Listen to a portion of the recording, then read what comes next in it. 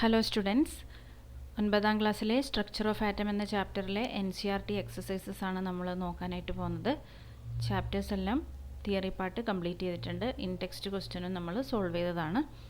ഇനി ബാക്കിയുള്ള NCERT exercises ഓരോന്നായി നോക്കാം. ക്വസ്റ്റ്യൻ നമ്പർ 2 വരെ നമ്മൾ കഴിഞ്ഞ ക്ലാസ്സിൽ ഡിസ്കസ് ചെയ്തതാണ്. Question number 3. What are the limitations of Rutherford's model of the atom?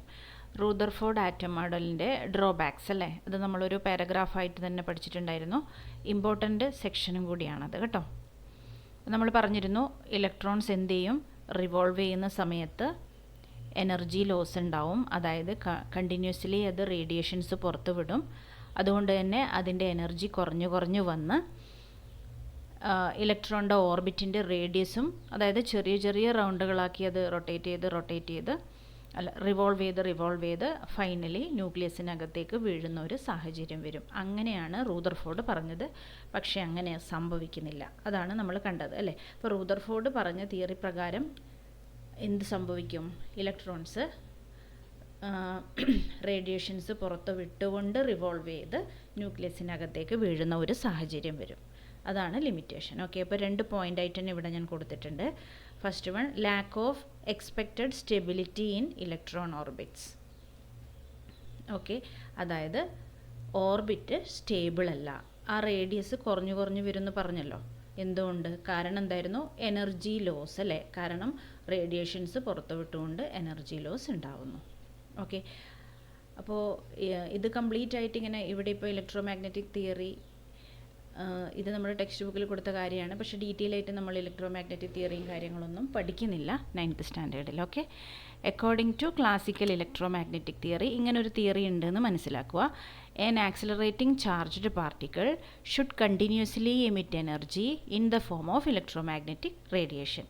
This would cause the electron to lose energy and spiral into the nucleus, leading to instability rather than the observed stable atomic structure.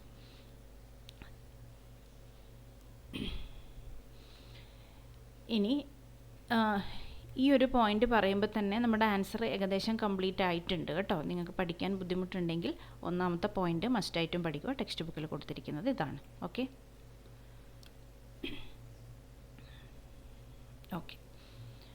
അപ്പോൾ energy loss ഉണ്ടാവുന്നത് കൊണ്ട് atom stable അല്ല എന്നാണ് ഇവിടെ ഉദ്ദേശിക്കുന്നത്. അതും തന്നെയാണ് നമ്മൾ ഇവിടെയും കൂടി പറഞ്ഞത്. Okay, 4th question, describe Bohr's model of atom. Bore atom model describe ചെയ്യാണ്. അപ്പോൾ പോയിന്റ് വൈസായി ഷോർട്ടായിട്ട് ഞാനിവിടെ കൊടുത്തിട്ടുണ്ട്. അപ്പോൾ പഠിക്കാനും എളുപ്പമായിരിക്കും. An atom holds the nucleus at the centre. ആറ്റത്തിൻ്റെ സെൻറ്ററിൽ ന്യൂക്ലിയസ് ഉണ്ട്. Negatively charged electrons revolve around the nucleus. Electrons ന്യൂക്ലിയസിന് ചുറ്റും റിവോൾവ് ചെയ്തുകൊണ്ടേയിരിക്കുന്നു. പക്ഷേ പ്രത്യേകത എന്തായിരുന്നു? ഇറ്റ് ഹാസ് ഡിസ്റ്റിങ്ക്റ്റ് ഓർബിറ്റ് അല്ലേ. ഇലക്ട്രോൺസ് എല്ലാം ഡിസ്റ്റിങ്ക്റ്റ് അല്ലെങ്കിൽ ഡിസ്ക്രീറ്റ് ആയിട്ടുള്ള പർട്ടിക്കുലർ ഓർബിറ്റ്സിൽ മാത്രമേ റിവോൾവ് ചെയ്യാനായിട്ട് പറ്റൂ. The atoms in it contain distinct orbits of electrons. Electrons do not radiate energy when they are in their orbits. ആ ഓർബിറ്റ്സിൽ റിവോൾവ് ചെയ്യുന്ന സമയത്ത് അത് റേഡിയേറ്റ് ചെയ്യുന്നില്ല. അങ്ങനെ തന്നെ ഓർമ്മിക്കണേ. കാരണം ഒരു ഓർബിറ്റിൽ നിന്ന് ചില സമയത്ത് ഇലക്ട്രോണിന് വേറൊരു ഓർബിറ്റിലേക്കൊക്കെ പോകാനായിട്ട് സാധിക്കും കേട്ടോ. ആ സമയത്ത് എനർജി അബ്സോർപ്ഷനോ അല്ലെങ്കിൽ എനർജി എമിഷനോ ഒക്കെ ഉണ്ടാവും. ഓക്കെ, ആ ഓർബിറ്റിൽ തന്നെ ഇരിക്കുന്ന സമയത്ത് എന്തില്ല, റേഡിയേഷൻ ഇല്ല. The distinct orbits are named KL, M and N orbits അല്ലേ. N is equal to 1, 2, 3, 4. 5th question, compare all the proposed models of an atom given in this chapter. 3 atom മോഡലാണ് നമ്മൾ പഠിക്കുന്നത്. അത് കമ്പയർ ചെയ്യാനാണ് പറഞ്ഞിരിക്കുന്നത്. തോംസൺസ്, Rutherford and Bohr's അല്ലേ. അപ്പോൾ Thomson atom model നമ്മൾ ഒരേ കാര്യം തന്നെയാണ് വീണ്ടും റിപ്പീറ്റ് ചെയ്തുകൊണ്ടിരിക്കുന്നത് അല്ലേ. Sphere is positively charged. ഒരു വലിയ സ്ഫിയർ ഉണ്ട്. വലിയത് മീൻസ് ആറ്റത്തിന് നമ്മൾ കൺസിഡർ ചെയ്യുമ്പോൾ അതിൻ്റെ റിലേറ്റീവ് സൈസ് കേട്ടോ. Sphere is positively charged. അതുപോലെ electrons are negatively charged and scattered all through inside of the sphere. Positive ചാർജും നെഗറ്റീവ് ചാർജും ഈക്വൽ ആണ്.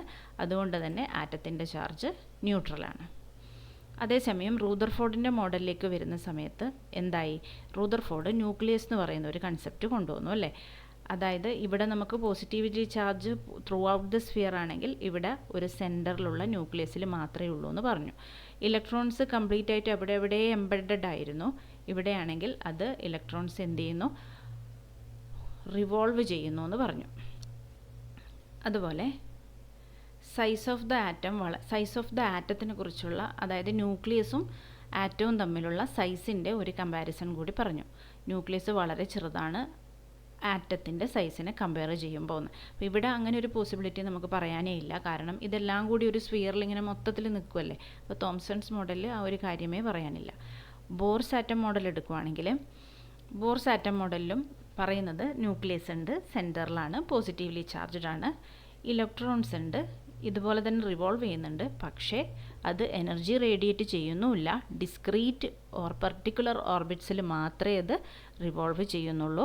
അതുപോലെ ഓരോ ഷെല്ലിനും പ്രത്യേക പേരുകളും കൊടുത്തു, KLMN. ഓക്കെ, ഇന്നത്തെ ഈ വീഡിയോയിൽ നമ്മൾ 3 ക്വസ്റ്റ്യൻസ് ആണ് ഡിസ്കസ് ചെയ്തിട്ടുള്ളത്. ബാക്കിയുള്ള ക്വസ്റ്റ്യൻസ് വേറൊരു വീഡിയോയിൽ ചെയ്യാം. ഹെൽപ്ഫുൾ ആണെങ്കിൽ ലൈക്ക് ചെയ്ത് സബ്സ്ക്രൈബ് ചെയ്യാം. Thank you.